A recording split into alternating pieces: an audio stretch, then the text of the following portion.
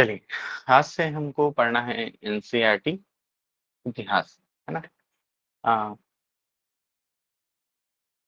General studies में history बहुत important subject है और सामान्य रूप से हम जब इतिहास पढ़ते हैं तो बहुत सारी चीजें हम छोड़ देते हैं, है ना। या मोस्टली हम बुक ले लेते हैं, एक मोटी सी बुक ले लेते हैं और जो बेसिक स्कूली शिक्षा की जो किताबें हैं उनको हम नहीं पढ़ते हैं, जहां से बहुत बार क्वेश्चन बनते हैं। इस क्लास के माध्यम से यही प्रयास है कि हम जो एनसीईआरटी से प्रश्न जो पूछे जाते हैं उनको हम यहाँ पर कवर करें। ठीक, ये क्लास बिल्कुल सभी के लिए मुफ्त है ना। हम कोशिश करेंगे कि हाफ ऑफ मंथ में इसको कंप्लीट करने की यहाँ पर कोशिश करें। ठीक है, तो चलिए बिना किसी देर के स्टार्ट करते हैं। इंट्रोडक्शन से स्टार्ट करते हैं, है ना। तो देखिए, इतिहास जो है ना, एक ऐसा विषय है जो अतीत की घटनाओं का क्या करता है, अध्ययन करता है। अतीत की ऐसी घटनाओं का अध्ययन करता है जिसने क्या कुछ विशेष इम्पैक्ट डाला। हम हर चीज का अध्ययन नहीं करेंगे, केवल उन्हीं चीज का अध्ययन करेंगे जो क्या रखते हैं, महत्व के हैं, है ना। ठीक है, तो देखो, इतिहास को अगर हम किसके आधार पर देखें, विकास की अवस्था के आधार पर देखें, तो हम इसे तीन कालखंड में विभाजित करते हैं, आद्य प्रागैतिहासिक, आद्यैतिहासिक और ऐतिहासिक। ठीक, इसे हम ऐसे भी कह सकते हैं कि भाई भाषा या लिपि की, है ना, अवस्था या साहित्यिक साक्ष्यों के आधार पर भी हम किसको, इतिहास को तीन भाग में बांटते हैं, है ना, साहित्यिक विकास के आधार पर। ठीक है, हमको तीनों ही काल के क्या मिले हैं, क्या मिले हैं, यहाँ पर पुरातात्विक अवशेष जरूर मिलते हैं। लेकिन अगर साहित्यिक अवशेषों की हम बात करेंगे तो प्रागैतिहासिक काल, है ना, में हमको साहित्यिक अवशेष जो हैं वो उतने नहीं मिले हैं। मिले हैं वो चित्रों के रूप में है ना, लिखित स्वरूप में नहीं है। ठीक है, वहीं पर आद्य ऐतिहासिक काल में हमको लिखित साक्ष्य मिले हैं, लेकिन हम उसको अभी तक डिसाइफर नहीं कर पाए हैं, पढ़ नहीं पाए। और वहीं पर ऐतिहासिक काल की अगर हम बात करें तो हमें पुरातात्विक और साहित्यिक स्रोत मिले हैं। साहित्यिक स्रोतों में हम जहाँ पर देखें तो सबसे जो प्राचीन अभिलेख है वो अशोक के अभिलेख है ना। और इसके अलावा उसको हमने पढ़ा भी है और डिसाइफर भी कर लिया है। ठीक है, क्लियर। तो देखो, प्रागैतिहासिक काल यानी वह काल जब मनुष्य लिखना पढ़ना नहीं जानता था, अपने भावों की अभिव्यक्ति के लिए वो चित्रों का सहारा लेता था, जो कहाँ उकेरता था, वो आपका कहाँ उकेरता था, भित्ति, है ना, दीवालों पर। और दीवाल कहाँ पर, गुफाओं की दीवालों पर, है ना, पत्थरों पर ये उकेरता था। वहीं पर आद्य ऐतिहासिक काल माने वह काल जब मनुष्य क्या लिखना पढ़ना जानता था, यानी लिपि का आविष्कार उसने कर लिया था, लेकिन उसकी लिपि को हम अभी तक क्या नहीं कर पाए हैं, समझ नहीं पाए हैं, है ना। और इसका सबसे अच्छा उदाहरण है सिंधु घाटी सभ्यता। सिंधु घाटी सभ्यता की जो लिपि है उसको हमने अभी तक नहीं पढ़ा है ना। क्लियर। ऐतिहासिक काल माने वह काल जब मनुष्य लिखना पढ़ना जानता था और उसकी लिपि को हमने क्या कर लिया है, यहाँ पर डिकोड कर लिया है। अब प्रागैतिहासिक काल को भी हम, है ना, तीन भागों में बांटते हैं। क्योंकि देखो, प्रागैतिहासिक काल जो है ये पूरी तरह से आदि मानव का काल है ना। किसका काल है, आदि मानव का काल है। और आदि मानव ने इस काल में पत्थरों का बहुतायत उपयोग किया, और पत्थरों के बहुतायत उपयोग के कारण इस काल को हमने क्या कहा, पाषाण काल कहा। पाषाण काल, है ना। अब पाषाण का किस रूप में उपयोग किया, तो भाई उसने पाषाण का उपयोग औजारों के रूप में किया। तो औजारों की विकास की अवस्था के आधार पर, औजार जैसे देखो, आदिमानव जो था, है ना, भाई ऐसे थोड़ी उसको पहले से ज्ञान रहा होगा। उसने क्या किया, सबसे पहले मोटे पत्थरों का प्रयोग किया। जैसे पशु है, कोई पशु को मारने के लिए उसने बड़े पत्थरों का प्रयोग किया। फिर उसको लगा कि भाई नहीं, मुझको जो भी मांस है उसको काटना है, या अगर मैं नुकीले हथियारों से पशुओं को मारता हूं तो वो क्या होगा, दूर भगेगा, है ना। तो इस तरह से मानव विकास की अवस्था और पत्थरों के औजारों के आविष्कार के आधार पर हमने इसे 3 कालखंड में विभाजित किया। बेसिकली पहले तो 2 ही कालखंड में विभाजित था, पूरा पाषाण काल और नव पाषाण काल, है ना। आगे हम इसके बारे में देखेंगे। लेकिन बाद में इन मध्य पूरा पाषाण और नव पाषाण के बीच एक और काल का पता चला, एक और काल का विभाजन किया जिसे हमने मध्य पाषाण काल कहा, है ना। और इसे मध्य पाषाण काल क्यों कहा, इसमें माइक्रोलिस औजारों का बहुत ज्यादा प्रयोग था। तो पूरा पाषाण काल में हमने मोटे औजार, फिर उससे ज्यादा, है ना, परिष्कृत औजार मध्य पाषाण काल में, और उससे भी ज्यादा परिष्कृत औजार हमने नव पाषाण काल में खोजे। ठीक है। अब अगर हम इनकी आयु की गणना करें तो 2 लाख ईसा पूर्व से लेकर 9000 ईसा पूर्व तक का काल पूरा पाषाण काल के अंतर्गत आता है। अब ईसा पूर्व ईस्वी है क्या, ये बार बार आपको ईसा पूर्व और ईस्वी सुनने को मिलेगा, है ना। इतिहास जो पहली बार पढ़ रहे हैं उनके लिए थोड़ा, है ना, कठिन हो सकता है ना। तो ईसा पूर्व माने क्या है, हमने ईसा मसीह के जन्म को शून्य मान लिया। उसके बाद की जो घटनाएं हैं, ईसा मसीह के जन्म के बाद की घटनाएं को ईस्वी कहा जाता है, और ईसा मसीह के जन्म के पूर्व की घटनाओं को ईसा पूर्व कहा जाता है। लेकिन ईसा पूर्व जो है घटते क्रम में है, यानी पहले क्या आएगा, 373 ईसा पूर्व आएगा, फिर आएगा 300 ईसा पूर्व आएगा, 200 ईसा पूर्व आएगा, इस तरह से घटते जाएगा। जबकि ईस्वी जो है क्रमिक विकास की ओर है ना। दो पहले 100 आएगा, फिर 200 ईसा पूर्व आएगा, और फिर 300 ईसा पूर्व, ऐसे ही चलता जाएगा। तो ये क्या है, बढ़ते क्रम में ईस्वी, है ना। इस चीज को आपको ध्यान रखना है। ठीक है, क्लियर है।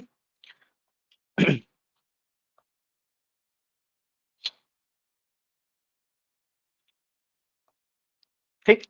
तो 2 लाख ईसा पूर्व से लेकर 9000 ईसा पूर्व तक की अवस्था पूरा पाषाण काल के अंतर्गत आती है। मध्य पाषाण काल के अंतर्गत 9000 ईसा पूर्व से लेकर 4000 ईसा पूर्व तक की घटनाएं शामिल की जाती हैं, और 4000 ईसा पूर्व से लेकर 2500 ईसा पूर्व तक का काल नव पाषाण काल के अंतर्गत शामिल किया जाता है। ठीक है।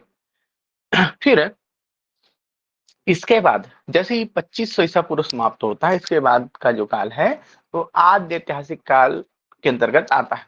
और आद्य ऐतिहासिक काल के अंतर्गत हम 2 चीजों को रखते हैं, सिंधु घाटी सभ्यता और वैदिक सभ्यता। और आद्य ऐतिहासिक काल कब से कब तक चला, 2500 ईसा पूर्व से लेकर 600 ईसा पूर्व तक। अब देखो, आप यहाँ पर एक प्रश्न करेंगे कि सर यह तो ठीक है कि आपने आद्य ऐतिहासिक काल के अंतर्गत सिंधु घाटी सभ्यता को रखा, लेकिन वैदिक सभ्यता को क्यों रखा। क्योंकि सिंधु घाटी सभ्यता की लिपि ठीक है, हमने अभी तक डिसाइफर नहीं की है, लेकिन वेदों को तो हमने पढ़ लिया है, जो स्रोत हैं किस काल के, वैदिक काल के, है ना। तो देखो, आद्य ऐतिहासिक काल के गुणों के आधार पर, उसकी विशेषता के आधार पर हम सिंधु घाटी सभ्यता को आद्य ऐतिहासिक काल में रखते हैं। लेकिन यहाँ पर वैदिक जो सभ्यता है वो उसके गुणों के आधार पर, आद्य ऐतिहासिक काल के गुणों के आधार पर उसका अंग नहीं मानी जाती है, लेकिन कालखंड के आधार पर, है ना, आद्य ऐतिहासिक काल जब से जब तक चला, उस आधार पर हम वैदिक सभ्यता को इसके अंतर्गत रखते हैं। ठीक है। तो इस पे ज्यादा सोचने का विषय नहीं है, आप एनसीईआरटी के आधार पर इसको आद्य ऐतिहासिक काल के अंतर्गत रखेंगे वैदिक सभ्यता को। ठीक है। तो सिंधु घाटी जो सभ्यता है उसका काल रहा 2500 ईसा पूर्व से लेकर 1500 ईसा पूर्व तक। ठीक है। इस काल में सिंधु घाटी सभ्यता, है ना, पनपी। और वैदिक जो सभ्यता है उसका काल रहा 1500 ईसा पूर्व से 600 ईसा पूर्व। अब वैदिक सभ्यता को भी हमने 2 कालखंडों में विभाजित किया, है ना। एक काल वह जब ऋग्वेद का क्या हुआ, जन्म हुआ, और दूसरा हिस्सा जो ऋग्वेद के अलावा जो अन्य 3 वेद और है ना उनके अंग हैं उनका जन्म हुआ। तो ऋग्वैदिक काल जो चला वो 1500 ईसा पूर्व से लेकर 1000 ईसा पूर्व तक का काल था, है ना। ये ऋग्वेद के निर्माण की अवधि का काल है। फिर उत्तर वैदिक काल जो है वो 1000 ईसा पूर्व से लेकर 600 ईसा पूर्व तक का है। ठीक है, ध्यान रखते जाइएगा। 2 लाख ईसा पूर्व से चालू हुआ था, है ना, अब कहां पहुंच चुका है, 600 ईसा पूर्व तक। ठीक है, क्लियर। इसके बाद अब आपका आदित्य से काल समाप्त होता है ना। अब कौन सा काल आएगा, ऐतिहासिक काल आएगा। ऐतिहासिक काल, है ना, जो है ना, वो चालू होता है। उसको हम 3 कालखंडों में विभाजित करके पढ़ते हैं, प्राचीन, मध्यकालीन और आधुनिक भारत, है ना। प्राचीन जो भारत है वो 600 ईसा पूर्व से चालू होगा, है ना। ठीक है, कब, 600 ईसा पूर्व से। उसके बाद कहां तक चलेगा, 712 ईस्वी तक। 712 ईस्वी में आपका पूर्व मध्यकाल स्टार्ट होगा और उसके बाद 12वीं सदी के आसपास आपका मध्यकाल स्टार्ट होगा और वो 1799 तक चलेगा, 1707 तक चलेगा और यही क्या कहलाएगा, मध्यकाल कहलाएगा। और 1707 ईस्वी से लेकर 1964 ईस्वी तक का काल क्या कहलाएगा, आधुनिक भारत के अंतर्गत होगा। ठीक है, चूंकि एनसीईआरटी के इतिहास में आधुनिक विश्व का इतिहास भी है, इसलिए वहां भी वो भी पढ़ा जाता है ना, जो 14वीं शताब्दी से लेकर 1950 ईस्वी तक का रहेगा। प्राचीन भारत को, है ना, हम लोग अगर और डिटेल से देखें तो कहां से कहां तक, देखो महाजनपद से स्टार्ट होता है। जब क्या होता है, देखो पहले प्रस्तर युग आया, प्रस्तर युग के बाद जो कहां खत्म होगा, नवपाषाण काल में। उसके बाद आएगा कौन सा युग, ताम्र युग, है ना। ताम्र युग के बाद आएगा जो कहां, आद्य काल में स्टार्ट हुआ। और उसी के बाद कांसा, जो तांबे से अधिक क्या कठोर धातु थी, उसका आविष्कार होगा और कांस्य युग आएगा, है ना। आद्य काल में खत्म हो जाएगा। फिर ऐतिहासिक काल की शुरुआत जो होगी वो किससे होगी, लौह युग से होगी। लोहे की खोज ने, है ना, कृषि को बल दिया और कृषि के कारण सभ्यताएं विकसित हुई, समाज विकसित हुआ। उसने संगठन का रूप लिया, जनपदों का रूप लिया, बड़े समूहों का रूप लिया और किसका विस्तार चालू हुआ, क्षेत्रों का विस्तार चालू हुआ, है ना। राजनैतिक रूप से वर्चस्व की स्थापना हेतु, है ना, कबीले जनपदों में बदले और जनपद महाजनपदों में बदले, है ना। ठीक है, तो महाजनपद काल जो है ना, वो परिणति है किसकी, लोहे की खोज की, है ना। तो महाजनपद काल 16 महाजनपद थे, हम सुनते हैं, है ना, जो कहां से चालू होगा, 6वीं शताब्दी ईसा पूर्व से स्टार्ट होगा, ना कि ईस्वी से। ईसा के 600 साल पहले स्टार्ट हुआ महाजनपद काल। ठीक है, 16 महाजनपद थे जिनमें आप मगध महाजनपद के बारे में भी देखते हैं। और सबसे इस 16 महाजनपदों में जो धुरी जो थी, है ना, वो थी मगध। मगध क्यों थी, क्योंकि यहाँ के शासकों ने पूरे भारत पर राज किया, है ना, इसलिए सत्ता का केंद्र कौन था, मगध था। तो मगध साम्राज्य जो है 600 ईसा पूर्व से 300 ईसा पूर्व तक रहा। उसके बाद, है ना, यहाँ पर किसकी स्थापना होती है, मौर्य साम्राज्य की स्थापना होती है मगध में। मौर्य सत्ता की स्थापना होती है चंद्रगुप्त मौर्य के द्वारा, जो 323 ईसा पूर्व से लेकर 184 ईसा पूर्व तक आपको देखने को मिलता है। ठीक है, इसी बीच दक्षिण भारत में चेर चोल, है ना, और पांड्य आपको देखने को मिलते हैं, संगम काल, है ना। फिर मौर्योत्तर काल जो है वो 184 ईसा पूर्व से लेकर 313 ईस्वी तक चलता है। देखो अब ईस्वी में जा रहा है, मौर्योत्तर काल में ईसा पूर्व से लेकर ट्रांजिशन हो रहा है ईस्वी में, जो कहां से 184 ईसा पूर्व से 313 ईस्वी तक चलेगा। फिर मौर्यों की समाप्ति के बाद गुप्त आएंगे। ठीक है, गुप्त जो है 319 ईस्वी से लेकर, है ना, 550 ईस्वी तक रहेंगे, है ना। और उनकी समाप्ति के पश्चात गुप्तोत्तर काल और उसके बाद हर्षवर्धन का काल आता है 606 ईस्वी से लेकर 647 ईस्वी तक। और यह अंतिम हिंदू क्या था, सम्राट था, है ना, यह महाराजा था जिसने, है ना, लगभग, है ना, इस पर पूरे भारत पर राज किया, है ना। हिंदू काल का अकबर भी कहा जाता है ना, इसको हर्षवर्धन को, ठीक है। उससे भूति वंश का था ये, है ना। फिर उसके बाद हम प्रवेश करते हैं मध्यकाल की ओर, जहां पर अब क्या भारत में जो केंद्रीय सत्ता थी वो कमजोर होती है और उत्तर भारत से क्या होता है, विदेशी का आक्रमण होते हैं, जिसका सामना कुछ समय तक तो लोग करते हैं, लेकिन बाद में आपसी टूट और छोटे छोटे राज्यों के कारण, फूट के कारण भारत जो है वैदेशिक क्या होता है, प्रभाव में आता है। लेकिन पूर्व मध्यकाल में जो मैंने बताया कि 8वीं से 12वीं शताब्दी के मध्य होता है, उसमें उत्तर भारत में राजपूत शासन करेंगे, फिर उनके बाद पाल प्रतिहार, गुर्जर प्रतिहार वंश, है ना, इनके मध्य संघर्ष चलेगा, है ना, ठीक है। दक्कन में चालुक्य, पल्लव और राष्ट्रकूट क्रमशः आपको देखने को मिलते हैं। वहीं पर दक्षिण भारत में, है ना, केरल, तमिलनाडु, यहाँ पर आपको चेर पांड्य, है ना, और उसका चोल, फिर शाही चोल देखने को मिलते हैं। उत्तर मध्यकाल में आपको, यानी 12वीं से 18वीं शताब्दी के मध्य, दिल्ली सल्तनत की स्थापना दिखती है। फिर उसके दिल्ली सल्तनत के बाद चौहान और मुगल आपको देखने को मिलते हैं। फिर दक्कन में जो उत्तर मध्यकाल है, वहां पर विजयनगर साम्राज्य आपको देखने को मिलता है, हरिहर और बुक्का, है ना, दो भाई इसकी स्थापना करते हैं, हरिहर और बुक्का, विजयनगर साम्राज्य की। फिर उसके बाद बहमनी साम्राज्य, एक मुस्लिम साम्राज्य आपको देखने को मिलता है ना। दक्षिण भारत में अभी भी चेर है ना। फिर चेर के बाद देवगिरी सत्ता का केंद्र बनता है। उसके बाद वारंगल, है ना, देवगिरी में यादवों ने शासन किया, है ना, ठीक है। और वारंगल में काकतीयों ने शासन किया और द्वार समुद्र में होयसलों ने शासन किया, ठीक है। ये केवल एक ओवरव्यू है, जैसे जैसे हम बढ़ते जाएंगे तो ये चीजें आपको क्लियर करते होती जाएंगी, ठीक। उसके बाद हम पहुंचेंगे आधुनिक भारत। आधुनिक भारत की शुरुआत जो होती है वो यूरोपियंस के आगमन से होती है, मुगलों की समाप्ति के पश्चात। मुगल एग्जिस्ट कर रहे थे, लेकिन उसी बीच यूरोपियंस क्या करते हैं, भारत में प्रवेश करते हैं। और सबसे पहले यूरोपीय, है ना, कौन होते हैं जो भारत में आते हैं, वो होते हैं पुर्तगाली।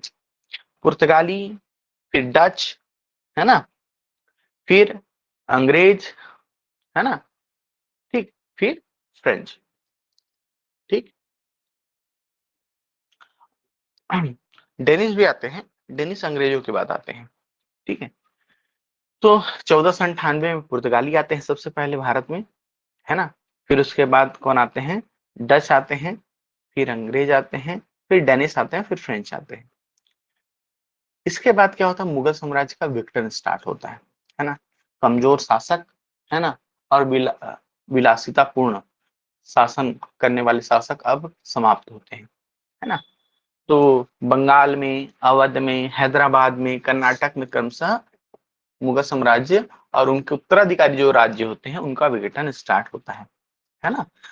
और इसी के बाद, है ना, क्या, किसी भी देश में वैदिक सत्ता की स्थापना तब होगी जब क्या होगा, वहां केंद्रीय सत्ता क्या होगी, कमजोर होगी।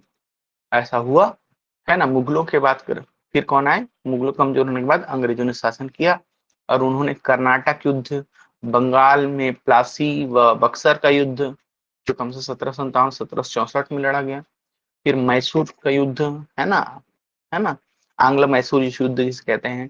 फिर मराठा संघ की समाप्ति होती है ना। फिर वो पंजाब को अधिग्रहित करते हैं दलीप सिंह से, है ना, ठीक है। फिर उसके बाद भारत में, है ना, दासता के बंधन की शुरुआत होती है ना। भारत को राजनीतिक, आर्थिक, सामाजिक रूप से वो शोषित करते हैं, है ना। उसकी प्रतिक्रिया में 1857 की क्रांति होती है ना। फिर उसके बाद 1857 की क्रांति ने राष्ट्रीय जागरण को एक मंच दिया, है ना। और सामाजिक धार्मिक सुधार आंदोलन देखने को मिलेंगे आपको, है ना। भारत में जो हिंदू धर्म में आपको कुरीतियां देखने को मिलेंगी, उसको समाप्त करने के लिए विभिन्न सामाजिक, है ना, संस्थाएं आगे आती हैं।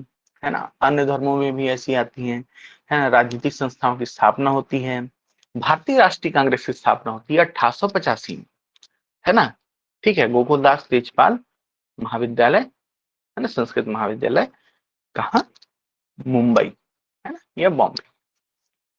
फिर स्वतंत्रता संग्राम को और गतिशीलता मिलती है। कांग्रेस नरम गरम दल में, नरम से गरम की ओर, दल की ओर जाता है। क्रांतिकारी आंदोलन होते हैं। इसी बीच गांधी जी आते हैं, गांधी जी का आंदोलन होता है ना। और उसके बाद, है ना, भारत आजाद होता है और स्वतंत्रता के बाद जो, है ना, हम आर्थिक प्रगति होती है वो देखते हैं। ठीक है, आधुनिक विश्व को हम 14वीं से 16वीं शताब्दी तक देखते हैं, जहां पर पुनर्जागरण स्टार्ट होता है। विश्व अपने पुराने ढर्रे से बाहर निकलता है और आधुनिक विश्व की शुरुआत होती है ना। यूरोप समझता है अपने आप को मध्यकाल, यानी वहां भी मध्यकाल समाप्त होता है ना, जहां पर बहुत सारी, है ना, विज्ञान प्रगति करता है और वहां वो अपने समाज में परिवर्तन करते हैं। ठीक है, धर्म सुधार होते हैं, भौगोलिक खोज अभियान होते हैं, फिर औद्योगिक क्रांति स्टार्ट होती है 1750 के आसपास। और इस औद्योगिक क्रांति ने बहुत सारी चीजों को चेंज कर दिया, है ना। इंग्लैंड से प्रारंभ होती है औद्योगिक क्रांति की शुरुआत, है ना। फिर उसके बाद अमेरिकी क्रांति होती है। पहला लोकतंत्र, तथाकथित लोकतंत्र देखने को मिलता है अमेरिका में, है ना। एक गणतंत्र की स्थापना होती है, अमेरिकी क्रांति कहते हैं, है ना। फिर फ्रांसीसी क्रांति, फिर राष्ट्रवाद को उभार होता है जर्मनी और इटली में, है ना। ठीक है, फिर उसके बाद हम देखते हैं कि जो प्रथम विश्व युद्ध होता है ना, 1914 1918 में। फिर रूसी क्रांति 1917 में, है ना। फिर उसके बाद फिर से आपको क्या देखने को मिलता है, द्वितीय, है ना, विश्व युद्ध देखने को मिलता है ना। और इसी समय आपको नाजीवाद, फांसीवाद, ये सब देखने को मिलता है। ठीक है, क्लियर हो गया। तो हम इस तरीके से पढ़ेंगे और प्राचीन भारत जो रहेगा वो हम ऐसे पढ़ेंगे। सबसे पहले ऐतिहासिक स्रोतों के बारे में देखेंगे कि प्राचीन भारत के इतिहास को जानने के स्रोत कौन कौन से हैं, है ना, या भारतीय इतिहास को जानने के स्रोत कौन कौन से हैं। फिर हम पढ़ेंगे पाषाण काल, है ना, प्रागैतिहासिक काल। फिर हम आद्य ऐतिहासिक काल की ओर चलेंगे और ताम्र पाषाण कालीन संस्कृतियों को देखेंगे। फिर हम कांस्ययुगीन सभ्यता देखेंगे, जो हड़प्पा संस्कृति है, सिंधु घाटी सभ्यता में देखेगी हमको। फिर हम ऋग्वैदिक काल, फिर उत्तर वैदिक काल, फिर हम पहुंचेंगे जैन और बौद्ध धर्म, है ना। ठीक है, फिर उसके बाद महाजनपद, है ना। फिर प्रथम विदेशी आक्रमण ईरानियों का जो हुआ उसको देखेंगे। फिर मौर्य, है ना, और इसी समय मध्य एशिया संपर्क, उन पर चर्चा करेंगे।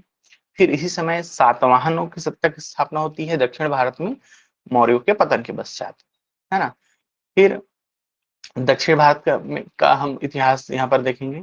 फिर गुप्त साम्राज्य देखेंगे मगध में फिर से, है ना। ठीक है, फिर हर्ष का उसका यानी पुष्यभूति वंश को देखेंगे, जहां पर हर्षवर्धन का शासन देखने को मिलेगा।